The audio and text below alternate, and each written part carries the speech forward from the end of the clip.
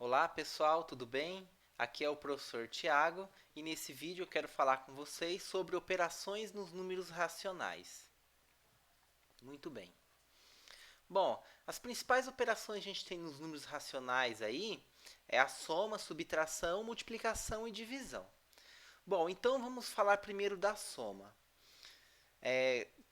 Para quem não lembra aí, né, os números racionais são aqueles números que são escritos na forma de fração que podem ser escritos na forma de fração, cujo numerador e denominador necessariamente são números inteiros, claro aí com o denominador sempre diferente de zero.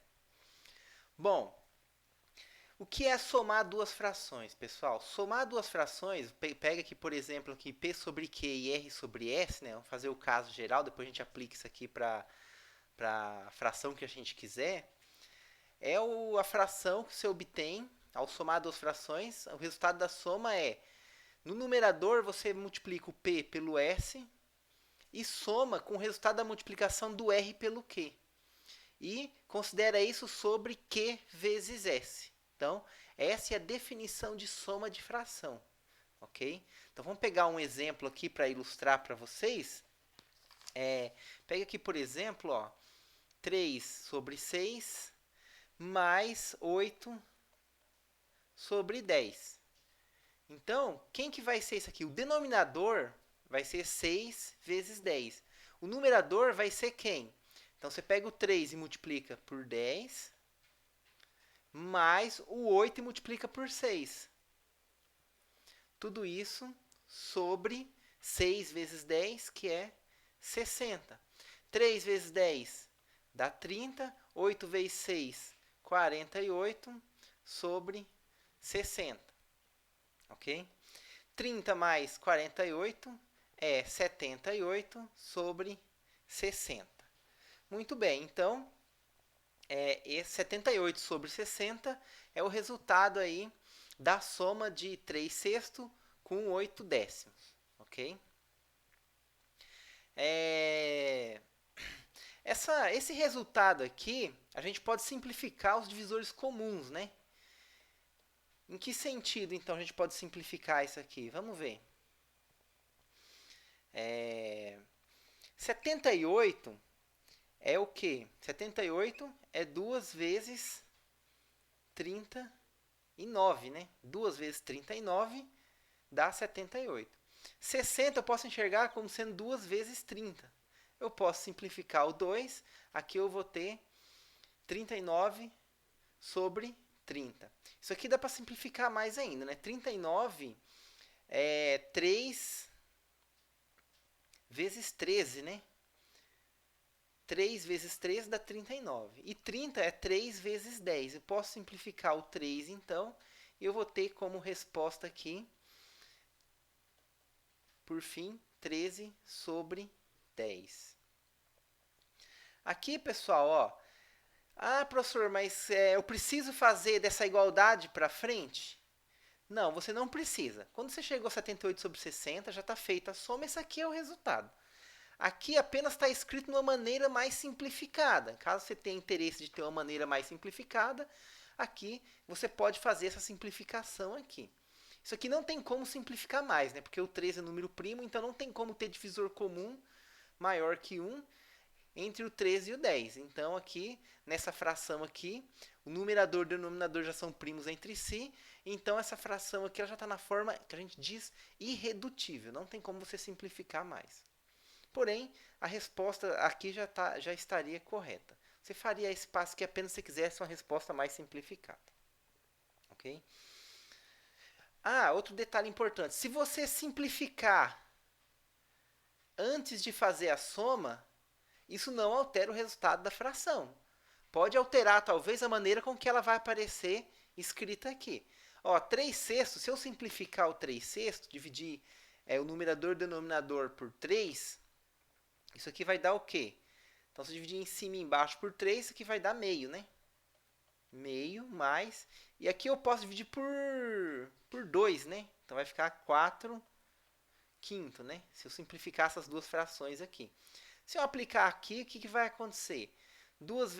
Uma vezes 5 vai ficar aqui em cima, né? Vamos fazer certinho aqui. Mais 4 vezes 2, dividido por 2 vezes 5, que dá 10. 1 vezes 5 dá 5, 4 vezes 2 dá 8. Então, ficou aqui 5 mais 8 sobre 10. 8 com 5 dá 13 sobre 10. Okay? Então, você tem essa opção também para você somar a fração. Tem uma terceira opção, quando você vai somar a fração, que é um algoritmo, que é você utilizar o mínimo múltiplo comum. Ok, pessoal? Utilizar o mínimo múltiplo comum. Muita gente conhece a soma de fração direto só pelo mínimo múltiplo comum, mas não, pessoal. A soma de fração, ela é essa fórmula aqui, a definição da soma.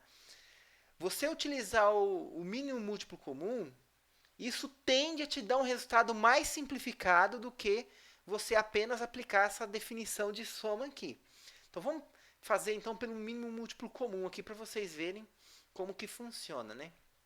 Então, ó, vamos somar então 3 sobre 6 mais 8 sobre 10 pelo mínimo múltiplo comum. Como é que faz pelo mínimo múltiplo comum, pessoal? Então você tira o mínimo múltiplo comum dos denominadores, 6 e 10. Então, se a gente tirar aqui o 6 e o 10, divide por 2, aqui fica 3, aqui fica 5. Aqui não dá mais para dividir por 2, então a gente divide por 3. 3 divide por 3 dá 1, 5 divide por 3 a gente repete. E aqui a gente divide agora por 5, né? Então aqui fica 1 e 1. Terminou o processo quando eu cheguei em 1. Então multiplica 2 por 3. 2 vezes 3 dá 6. 6 vezes 5 dá 30. Né? Então o mínimo múltiplo comum é 30. Então como que você faz a soma de fração quando você tem o mínimo múltiplo comum dos denominadores? Né? Você faz o seguinte. Pega o mínimo múltiplo comum. Então ele vai ser o seu denominador.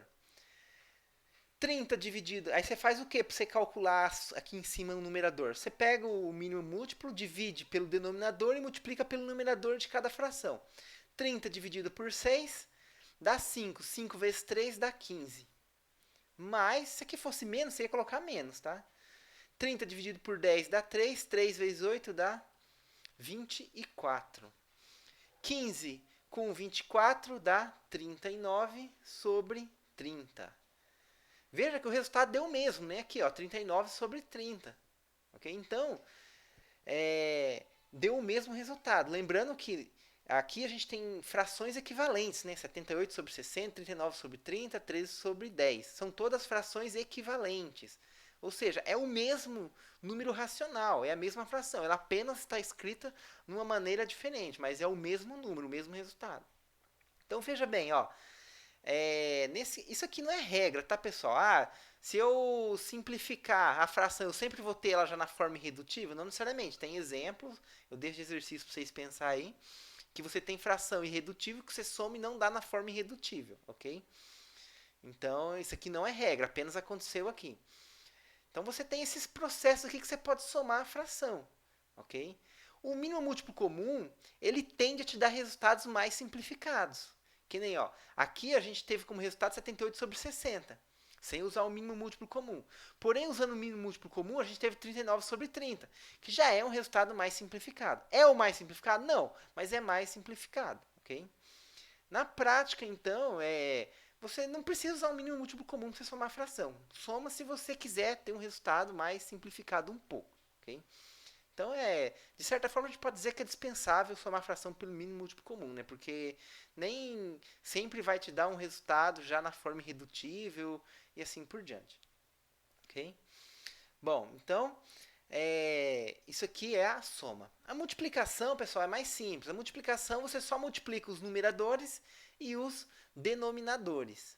Ok? Os numeradores e denominadores. Por exemplo, aqui, né? Se eu estiver somando aqui 3 meio vezes 5 sétimos, isso aqui você só multiplica o 3 por 5, né? Então vai ser 3 vezes 5 sobre 2 vezes 7. 3 vezes 5 dá 15, 2 vezes 7 dá 14, né? Como não tem um divisor comum entre o 14 e o 15, então essa fração aqui já está na forma irredutível, não dá para eu simplificar mais do que isso, ok? E se desse para simplificar também, não necessariamente você precisaria simplificar. Você pode sempre deixar o resultado dessa maneira aqui. Muito bem. Uma observação importante aqui, pessoal, que eu quero fazer antes que eu esqueça, é o seguinte.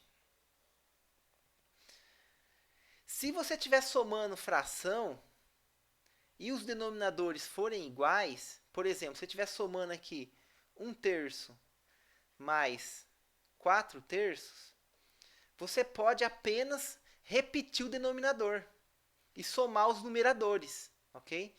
Então, ó, 1 mais 4 dá 5, ok? Por quê, pessoal? Não faria diferença se você aplicasse essa definição aqui. Quer ver só? Ó, se você aplicar essa definição, o que ia acontecer aqui? Vamos fazer uma conta aqui. Ó. Então, você faria o quê, né? Vamos aplicar a definição. Você teria o quê? Você teria que multiplicar 1 por 3, então ficaria aqui 1 vezes 3. Vou colocar o resultado direto já aqui por causa do espaço. 1 vezes 3 dá 3. 4 vezes 3 dá 12.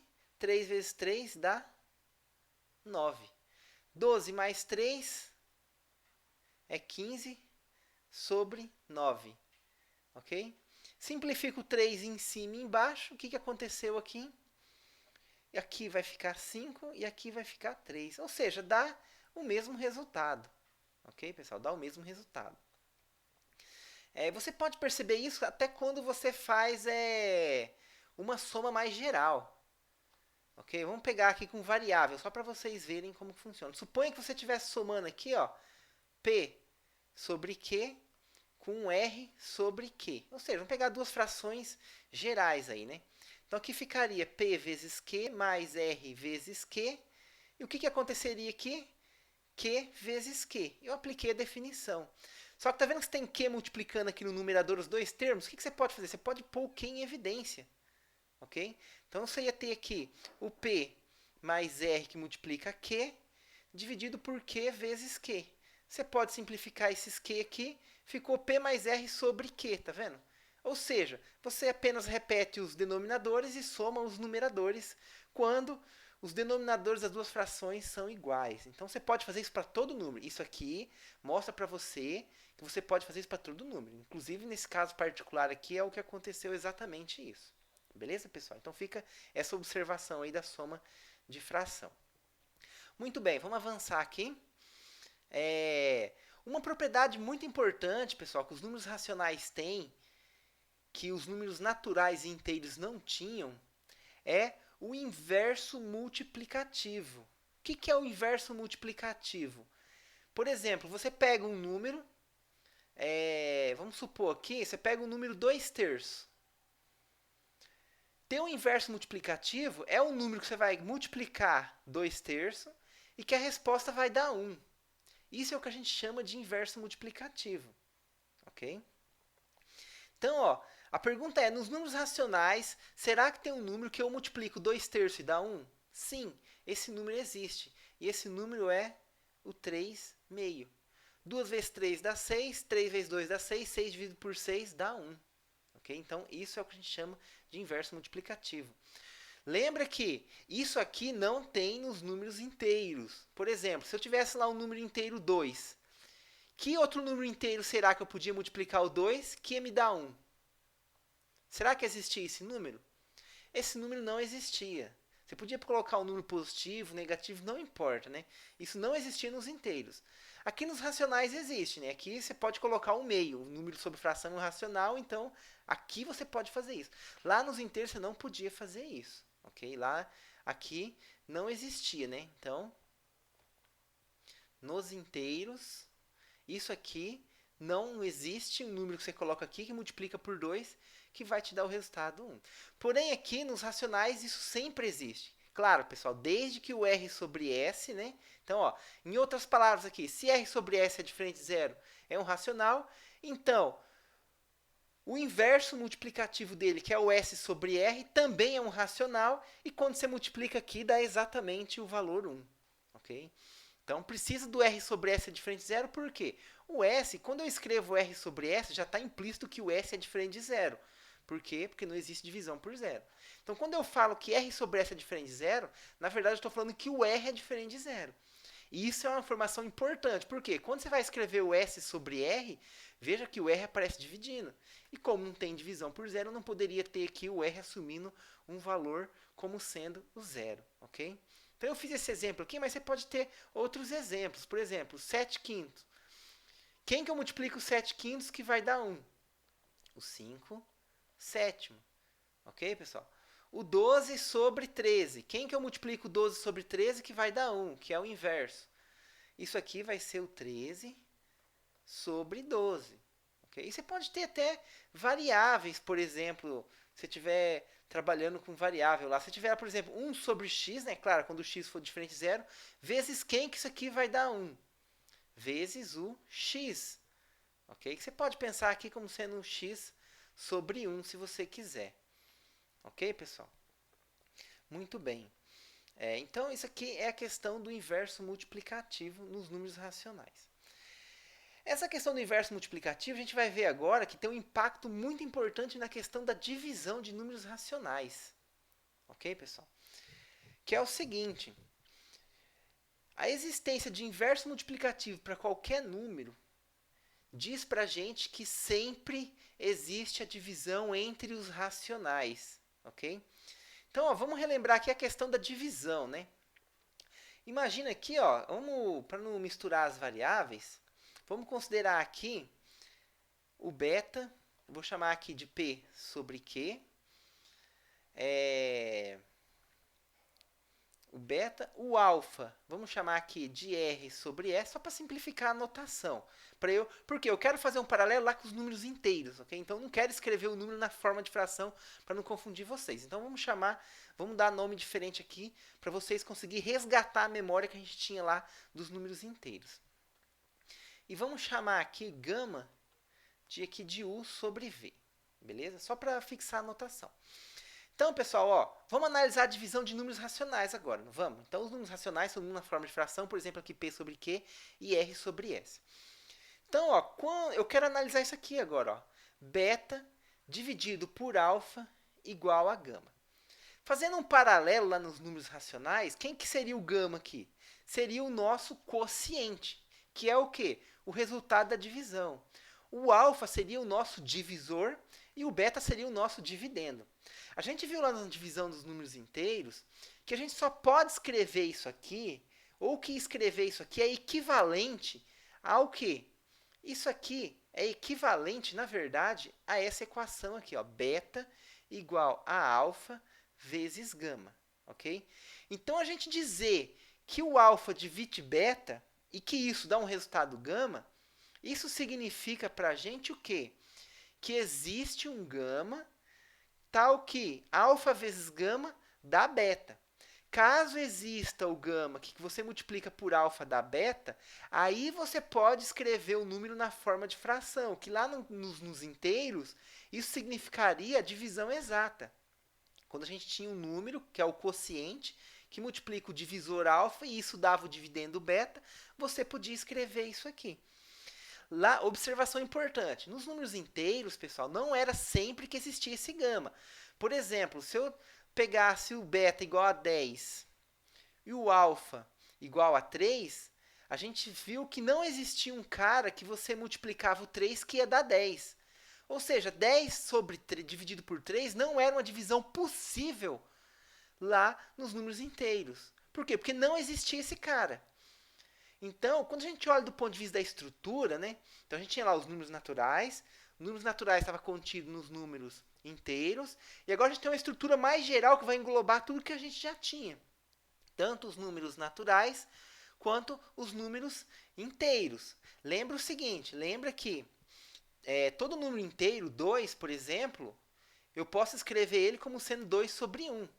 Então, o 2, embora seja um número inteiro, ele também pode ser visto como um número racional, número na forma de fração, como sendo 2 sobre 1. E se você tiver o menos 3, mesma coisa. Você pode enxergar isso aqui como sendo menos 3 sobre 1.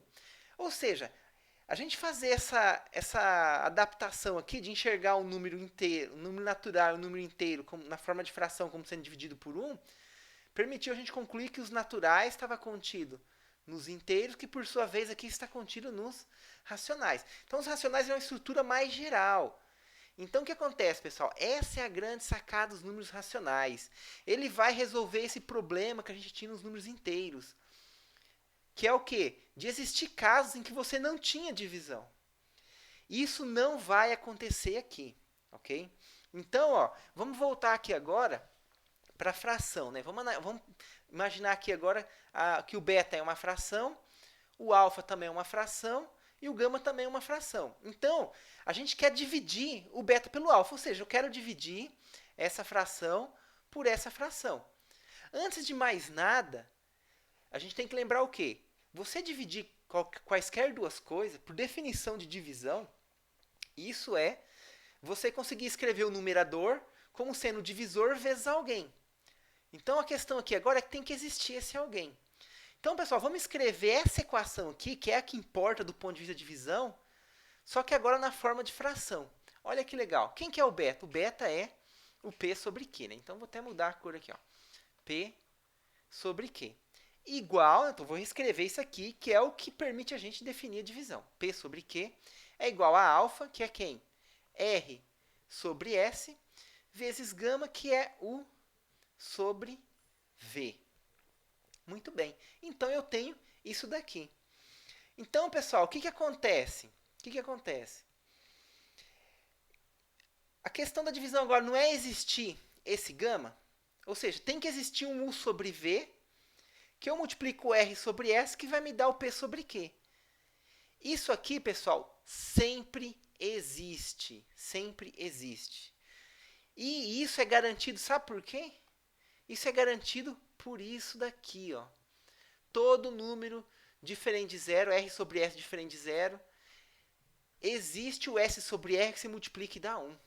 Então, isso aqui, a gente pode fazer uma brincadeira muito legal agora aqui. O R sobre S, ele é o alfa. O alfa é o dividendo, é o cara que eu quero colocar aqui no denominador, ó, o meu alfa. Esse cara aqui é o meu beta. Então, esse cara é diferente de zero. Então, o R sobre S é diferente de zero. Se o R sobre S é diferente de zero, eu até escrevi aqui, ó, R sobre S é diferente de zero.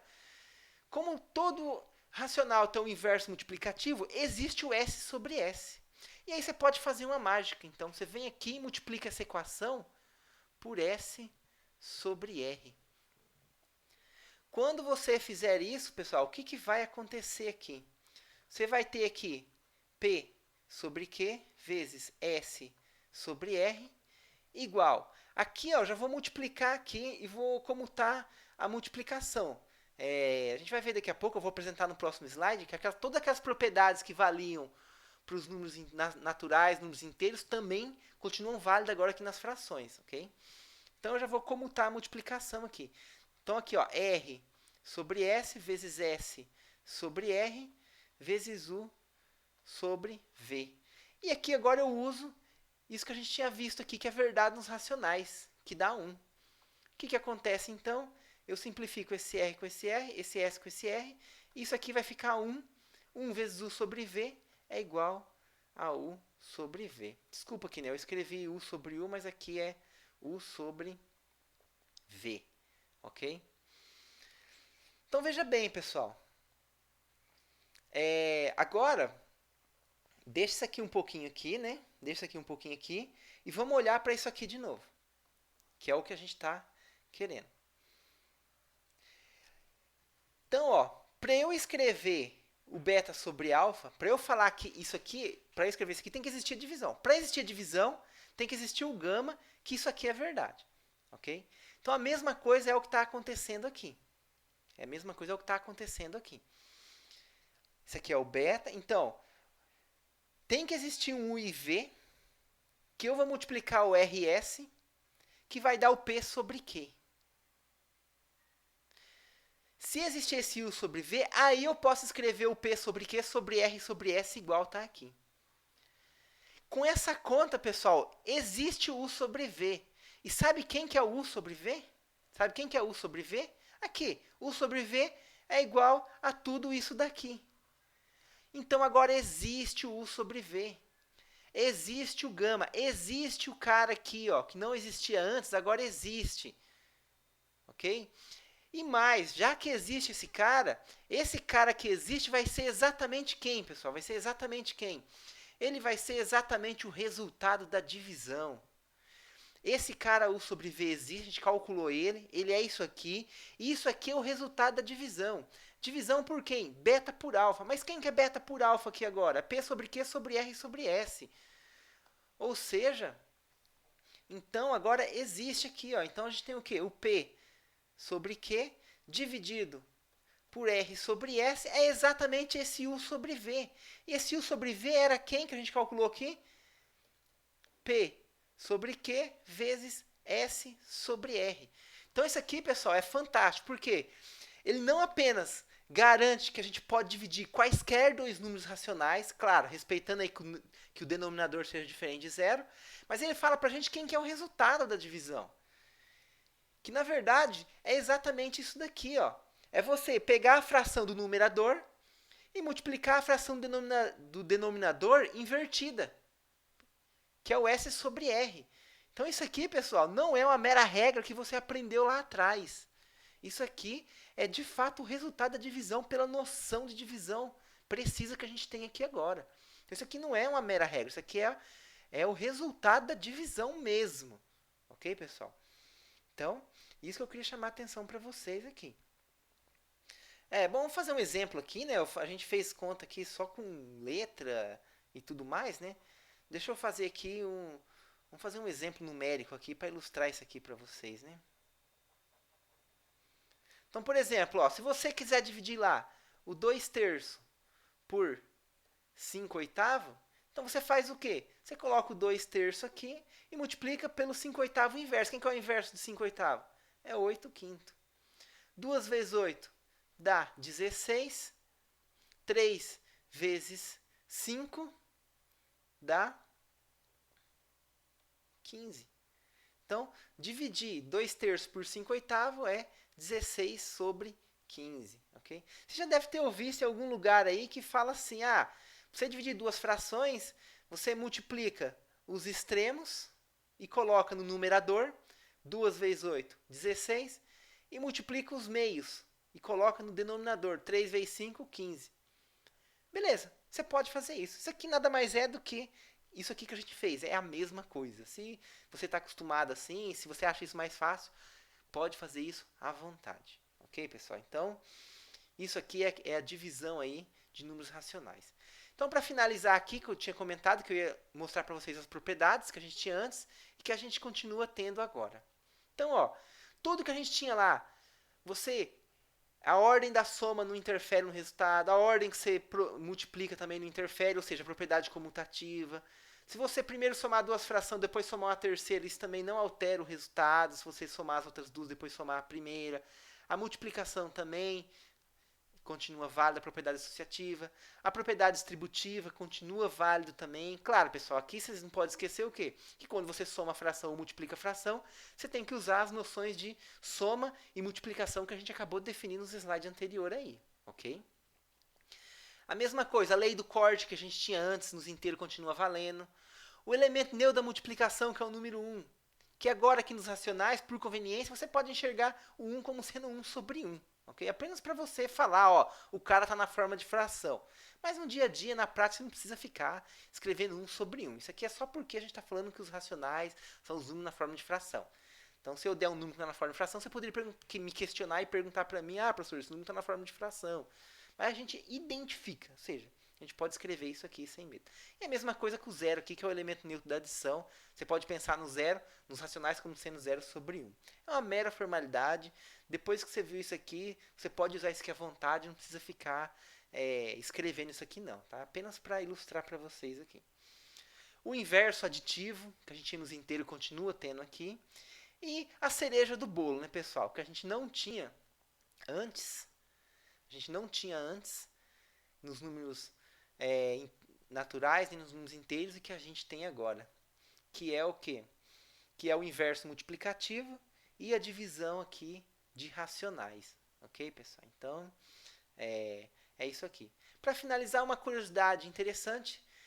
Quando você tem alguma estrutura, algum conjunto numérico e você consegue justificar que nesse conjunto numérico todas essas propriedades são satisfeitas, a gente costuma chamar isso na matemática isso de corpo, Então, a gente diz que o conjunto é um corpo, a estrutura é um corpo, ok? Tem que ter todas essas propriedades aqui. Mas isso aqui é só uma curiosidade. Se algum dia você ouvir alguém falando assim, esses números formam um corpo. Então saiba você que, na verdade, ele satisfaz todas essas propriedades aqui. Beleza, pessoal? Então, era isso que eu queria falar com vocês hoje. Muito obrigado e até uma próxima.